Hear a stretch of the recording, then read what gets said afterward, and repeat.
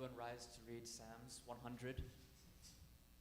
Psalms 100. So the title for the Psalms is a psalm for giving thanks. So with that in mind, let's read Psalms 100. Okay.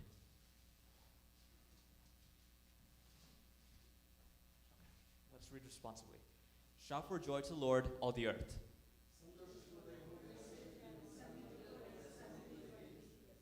Know that the Lord is God. It is He who made us, and we are His. We are His people, the sheep of His pasture.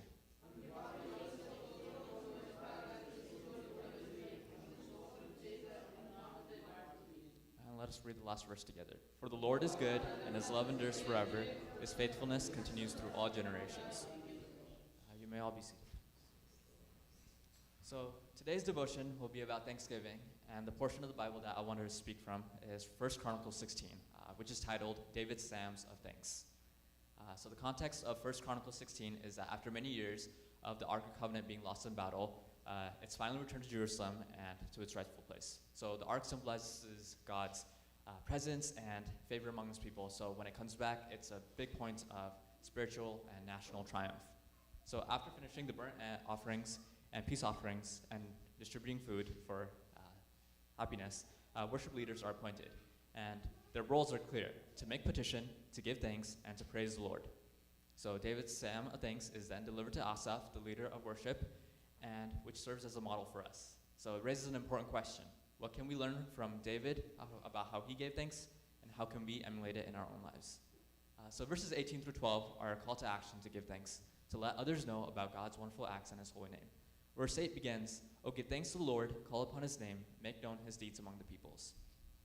And in the rest of the verses, 8 through 12, each verse has a distinct way of expressing thanksgiving.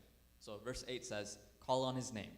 So this emphasizes God's reliance on God, showing that Thanksgiving is about acknowledging God's role over our lives. Verse 9 says, "Sing to Him." Singing to God is a way of declaring His goodness.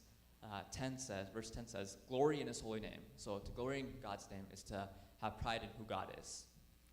Verse 11 says, "Look to the Lord, seek His face." So Thanksgiving involves intimacy with God and not just with His blessings. So this verse challenges us to maintain spiritual growth. Verse 12 says, "Remember the wonders He has done for us." Memory is a powerful tool for worship because recalling God's past faithfulness strengthens our gratitude for our future and hope for our future. So by listing 6 ways to give thanks, David provides a comprehensive guide. Thanksgiving is not just about words, it's about action, singing, reflection, and proclamation to others. So verses 13 through 17 is about thanksgiving for God's faithfulness. So these verses should focus to God's faithfulness and keeping His promises. Verse 15 says, "He remembers His covenant forever, the promise He made for 1,000 generations." David reminds us that gratitude should be rooted in the unchanging nature of God. While human promises often fail, God's covenant is eternal and unbreakable. When we praise God for His promises, we affirm that He's both a covenant-keeping God and active participant in our life. So these verses are a reminder that Thanksgiving is not merely a response to blessings, but a declaration in His unshakable character. He's a covenant-keeping God. Verses 18 through 12 says, Thanksgiving for God's protection. So verses 20 through 22 says how it highlights how God safeguarded Israel as they journeyed from nation to nation. He says, "He permitted no man to do them wrong. Yes, He rebuked kings for their sakes." So David praises God for His protection over His people, especially during their most vulnerable moments. So God's protection is both physical and spiritual. He's constantly guiding and defending us. And verses 23 through 33 is about creation's praise. It's a command to give praise to God, because even if we do not praise God, the trees, the heavens, and the oceans will sing for joy. Even if we don't give praise, the rest of creation will. And finally, in verses 34 through 36 is thanksgiving for God's goodness. And in the concluding verses it says, "Thanksgiving because God is good." Verse 34 through 36 says, "Give thanks to the Lord, for He is good. His love endures forever. Cry out, save us, God our Savior. Gather us and deliver us from the nations, that we may give thanks to Your holy name and glory in Your praise. Praise be to the Lord, God of Israel, from everlasting and everlasting." Then all the people said, "Amen," and praise the Lord. So the declaration, "Praise be to the Lord, God of Israel, from everlasting and everlasting," encapsulates the timeless nature of Thanksgiving, and we should always be giving thanks. And so these aren't just words. David actually puts this into practice in verse 37.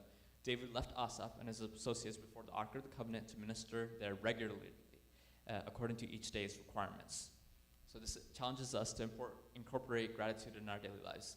Just as worship was a daily or a continuous responsibility for the Levites to continue the tradition of worship, so should Thanksgiving be a continuous discipline for us. So gratitude shapes our relationship with God. And I would like to end with 1 Thessalonians 5:16 through 18.